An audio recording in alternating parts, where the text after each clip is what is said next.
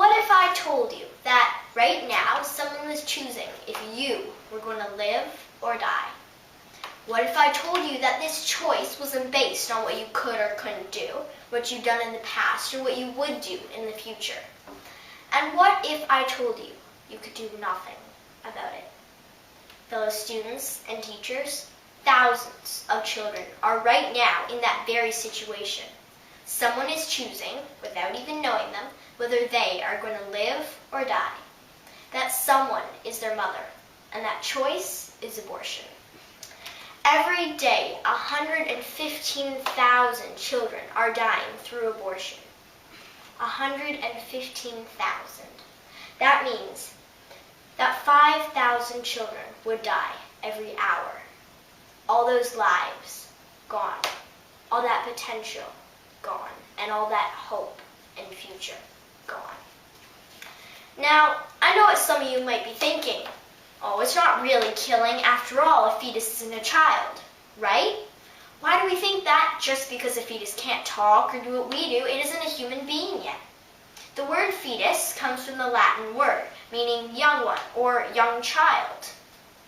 Some babies are born after only 5 months. Is this baby not human? We would never say that, yet abortions are performed on 5-month-old fetuses all the time. Or do we only call them humans if they're wanted? No, fetuses are definitely humans, knit together in their mother's womb by their wonderful creator, who knows them all by name. Some people might say that since abortion's legal now, it doesn't matter. It's not our business.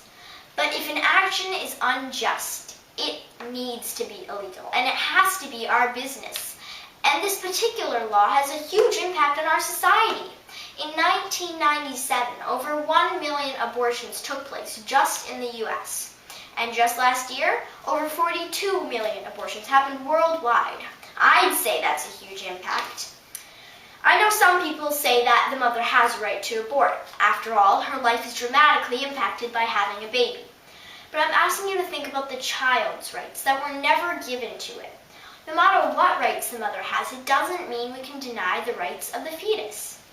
Talking about the mother's choice, the mother may have had a choice not to have unprotected sex in the first place.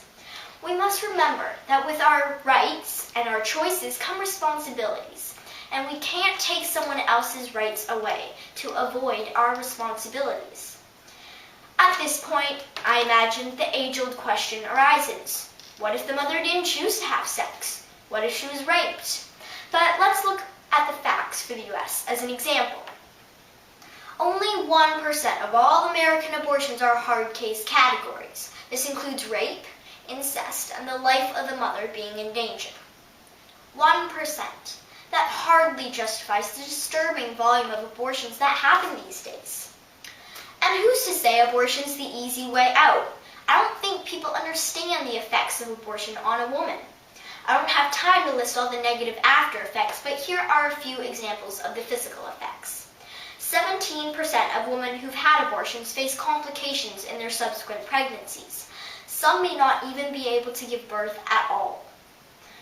They are also at a greater risk of developing breast cancer if they have an abortion. But perhaps the worst effects are the emotional ones.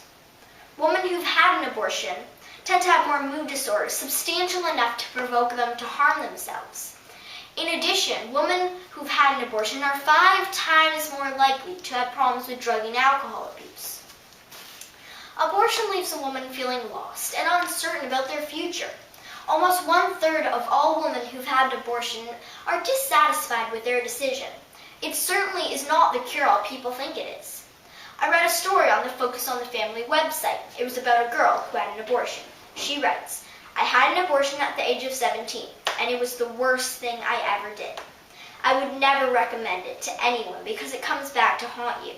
When I tried having children, I lost 3. Something happened to my cervix during the abortion." Sharon Osbourne. Hers is just one of the many heart-wrenching stories that nobody tells these days, and those same ones are the ones that we need to hear about.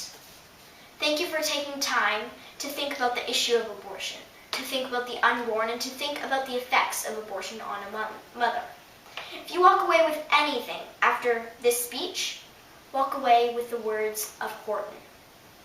You know him, that elephant that risked his life to save that little speck. Remember him and his famous quote.